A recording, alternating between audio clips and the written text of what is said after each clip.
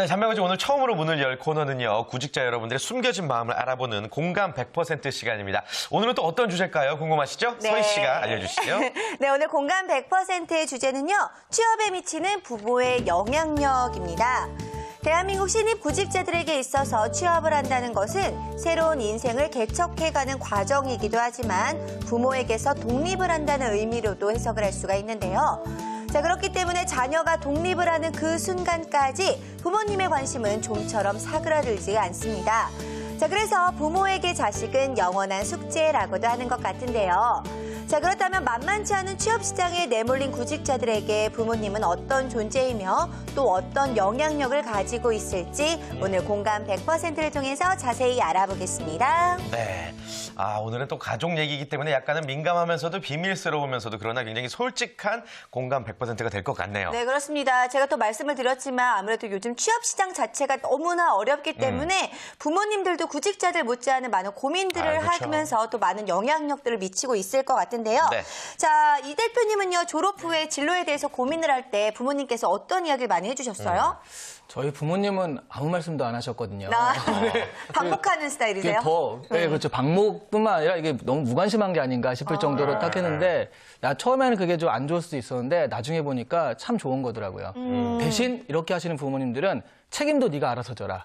이런 부분들이 있었기 때문에, 나중에는 좀 그런 게, 그러니까 같이 고민을 해주면 책임을 같이 질 수도 있는데, 그렇지 않더라고요. 제가 다 해야 되는. 네. 근데 그럼 두 분은 사실 방송이라는 게 쉬운 결정들은 아니잖아요. 네. 부모님들은 어떤 반응을 보이셨나요? 역으로 질문을 해주셨네요. 네. 저 같은 경우에는 아무래도 저는 이렇게 원래 연출을 전공했거든요. 네. 대학에서 연출을 전공했다가 갑자기 방송인이 된다고 했을 때 약간 의아해 하시기는 했어요. 어떻게 뭐 잘할 수 있겠니? 어려운 일인데라고 해주셨는데 저희 집은 약간 분위기가 비슷한 분위기인데 방목에 가깝지만 좀 믿고 맡기는 스타일이라서 할 수 있는 데까지 한번 해봐라라고 좀 밀어주셨던 것 같아요. 태진 씨는요?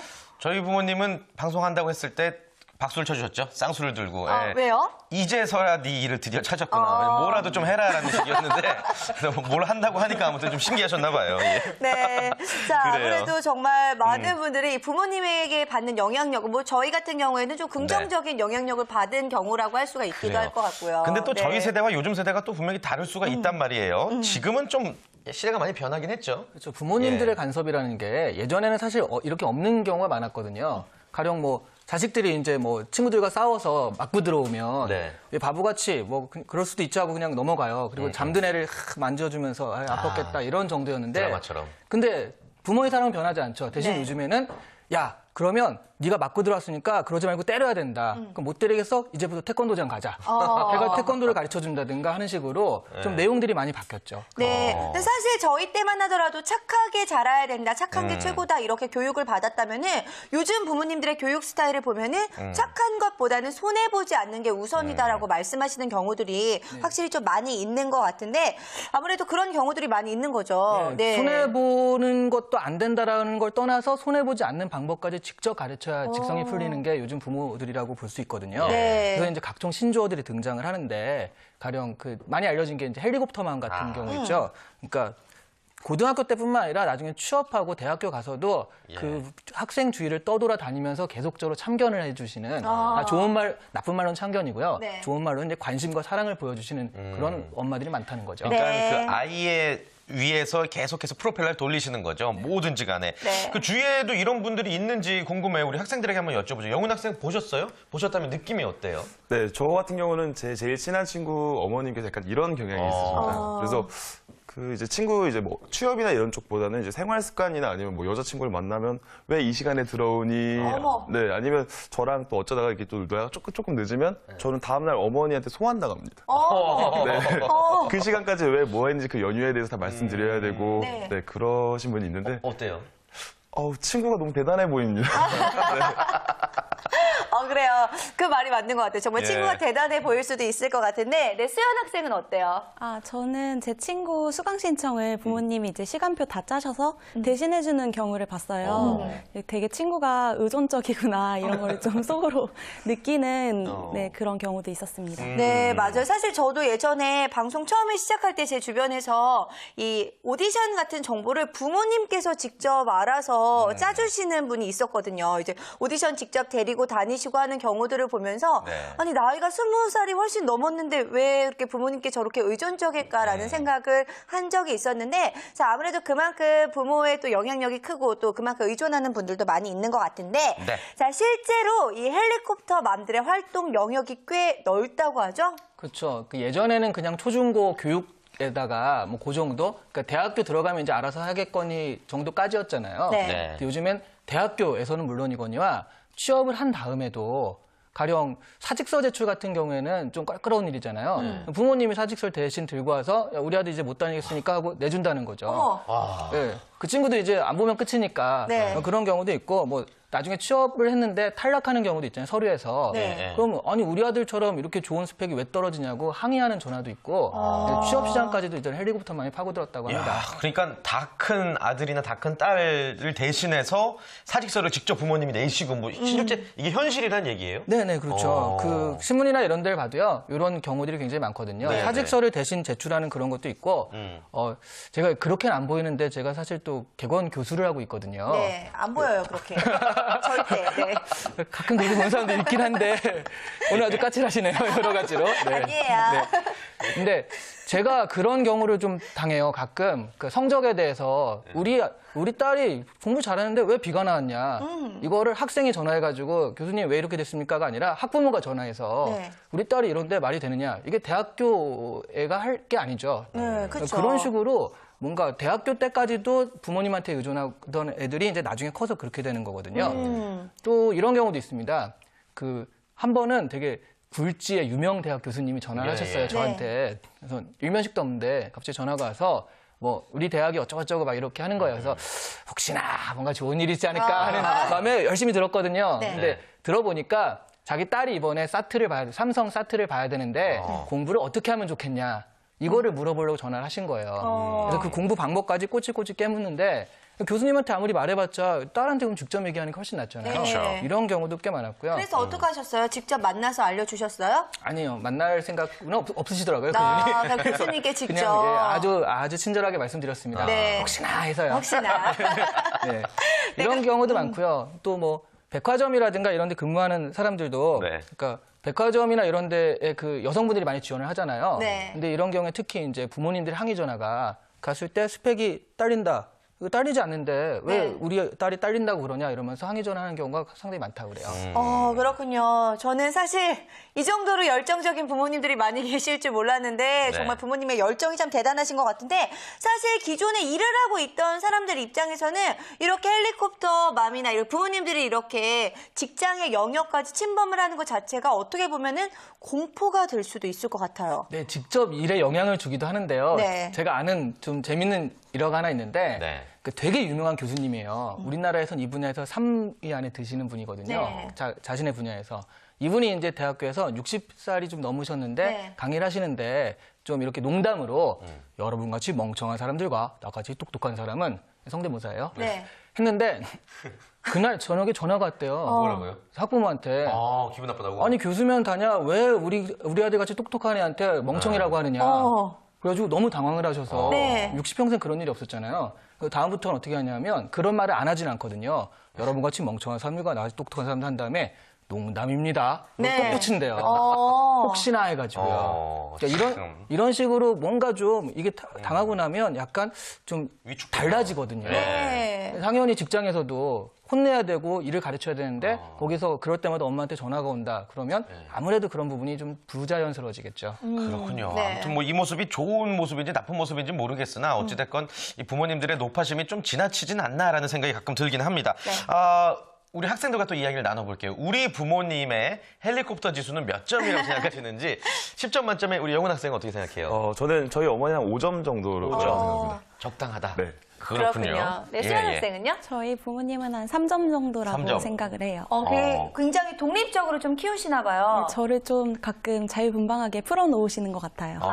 그렇군요. 소희 씨는 몇 점? 지금 충분히 사회생활 오래 하고 있지만. 저는 1점 정도. 1점, 예. 어머니, 아버지 관심 좀 가져주세요. 전 빵점이에요. 엄마, 아빠가 제 전화번호를 몰라요.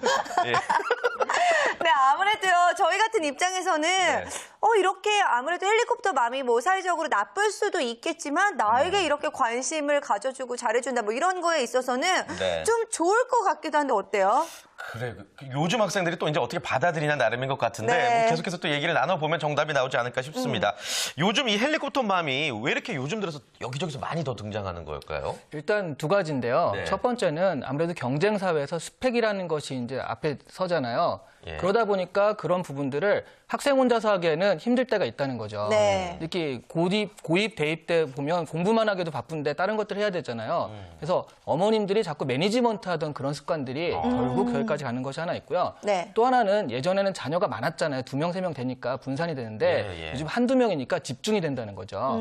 그러다 보니까 이제 헬리콥터 맘이 등장하는 배경이 된 겁니다. 네. 그렇군요. 아무튼 부모님들께서 이제 학교를 떠나 직장을 구하는 과정에서도 갑자기 손을 놓을 수는 없는 노릇이니까 이런 일이 많이 벌어지는 것 같은데 어떤 식으로 그 헬리콥터 프로펠러를 이렇게 돌리고 있나요? 네, 슬프게도 이 부분에 대해서도 설문조사 결과가 있네요. 어, 예, 예. 그래요? 참 별의별 설문조사 다 있죠. 네. 현대경제연구원에서 정해 취업준비생 700명을 대상으로 그 직장 선택에 있어서 부모의 반대를 의식하는지 안 하는지를 조사했거든요. 네. 특히 그 중소기업에 취직하는 것에 대해서는 자신보다 부모의 반대가 심하다는 응답이 4명 중 1명인 26%가량 나왔습니다. 네, 네. 그러니까 실제로 우리가 중소기업에 취직 안 한다라는 것들에 대해서 눈이 높다라고 이제 질타하는 경우가 있는데 이런 경우가 부모가 더 심한 경우도 많다는 거죠. 네. 또 부모가 반대하지 않은 응답이 46%로 많긴 했지만 어쨌든 성년인 취업자들이 분명히 의식하고 있다는 거. 네. 또 성별로 보자면 남자가 여자보다 그 부모의 반대가 심한 것으로 나타났어요. 남자의 경우는 36.8%고 여자의 경우는 20.4%밖에 안 됐어요. 와, 이 내용을 보니까 왜 이런 차이를 보이는지도 궁금한데요. 아무래도 그 남자 여자 같은 경우에는 이제 남자가 직업이 좀 번듯해야지 이제 좀 결혼도 좀 쉽게 하고 그럴 수 있다라는 그런 게 있고요. 네. 또 부모의 경제력에 따라서도 차이가 있거든요. 그러니까 한마디로 부모님이 잘 사시면 애 조금 시험 늦게 하더라도 2학년 좋은 데 가라 해가지고 아주 재촉하지 않는 경우도 많고요. 중소기업 취업에 있어서 부모의 반대가 44.1%로 좀 어느 정도 사시는 분들은 그렇게 나타나는데 좀 약간 좀 그 어려우신 분들은 한 12.1%만 반대하는 것으로 나타났거든요. 네. 그래서 안타깝지만 그 집안의 경제 사정에 따라서 또 대기업에 취직할 가능성과 그런 어떤 그 압박이 있다라는 거죠. 그렇군요. 이 그렇습니다. 부모의 경제력이나 어떤 백그라운드가 스펙이 될 수도 있다라고 생각을 한다는 말씀이시죠? 네, 그렇게 예. 느끼는 구직자 상당히 많거든요. 예, 역시 슬프지만 설문조사 결과가 있는데요. 슬퍼요. 마음이 진짜 아파요. 슬프다. 네. 예, 그 엠브레인 트렌드 모니터가 준비한 설문조사에 의하면 한 네. 500명을 대상으로 설문조사를 했는데요. 네.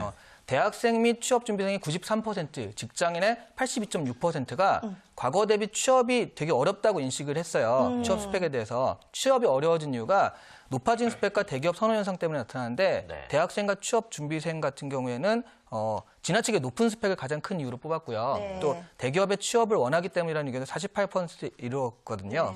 예, 그래서 직장인 역시 대기업 취업을 원하지만 지원자들 스펙이 높기 때문에 좀 어렵다라고 놓는 거죠. 네. 또 스펙을 쌓는 것을 또 대학생들은 가장 어려운 것으로 뽑았어요. 직접적으로는. 실제로? 네. 예. 그래서 뭐 그 사회 고정관념 극복, 정신적 스트레스, 경제적 어려움 등이 그 다음 순위를 차지했는데 네. 직장인들은 반대거든요. 사회 고정관념이나 이게 가장 크고요. 과거 대비 취업 스펙에 대한 사회적 요구가 커졌다. 이런 것을 제일 마지막으로 뽑았습니다. 네. 근데 이제 집안의 재력이 취업에 도움이 된다라는 거는 70%가 넘는 응답자가 동의를 했거든요. 여기서. 또 80%가 넘는 응답자가 스펙 쌓기에 집안의 재력이 도움이 되고 있다라고 얘기해서 또 70% 이상은 스펙이라는 것 중에 하나가 부모의 재력이다.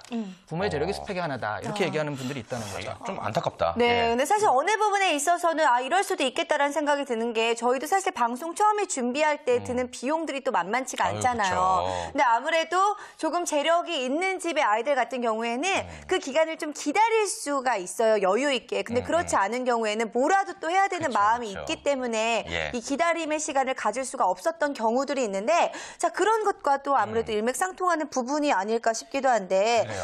부모 입장에서도 내가 이런 것도 어디까지 또 해줘야 되나 남의 네. 집은 이런 것까지 해준다는데 이런 생각도 들고 같기도 하고요. 네. 저희가 지금 또 부모 입장이 아니기 때문에 또 오해하는 부분이 없지 않을까 싶어서 한번 여쭤보자면은 이 중에서 이제 부모의 입장은 이 대표님밖에 안 계시네요. 네, 그렇죠. 실제로 네. 그런 어떤 좀 헬리콥터 데이디가 나도 가끔 될 수 있구나라는 생각이 드세요? 어떠세요? 저는 예. 제가 방목당에서 컸기 때문에 아. 이게 좋더라고요. 그래서 저희 그 자제들도 네. 방목을 하는 편이에요. 그래서 오히려 요즘엔 헬리콥터맘보다는 헬리콥터 데디 이런 거보다는 요즘에 이제 유행하는 스칸디 데디라고요. 그게 뭐예요? 그러니까 애를 자꾸 그렇게 공부시키고 헬리콥터 맘이라는 게 어떤 스펙을 쌓기나 공부를 시키는 그런 것들을 매니지먼트 한다는 뜻이잖아요. 네. 근데 그런 게 아니라 그 애가 어렸을 때 감성적으로 그 성장하는 게 중요하다라고 해서 같이 놀아주는 거죠. 네. 주말마다 놀아주고 그 몸을 부딪히면서 그런 것이 정서적 도움이 된다라고 해서 공부에 대한 부담을 줄이고 자꾸 이제 좀 놀아주려고 하는 사람들이 굉장히 늘었거든요. 이시안 대표님은 어떠신데요? 저는 놀아줘요. 그리고 제가 놀아요. 즐겁기 위해서. 좋네요. 근데 예비 또 아빠가 되실 김태진 예. 씨는 어떨지 모르겠는데 네. 근데 태진 씨 같은 경우에 성격상 굉장히 헬리콥터 데디가 될 가능성, 특히 딸을 낳으면 그런 아, 가능성이 맞아요. 클 것 같아요. 저는 벌써 정했어요. 저기 딸의 저기 귀가 시간은 5시에 5시. 해지면 안 몇 돼요. 살 때까지요?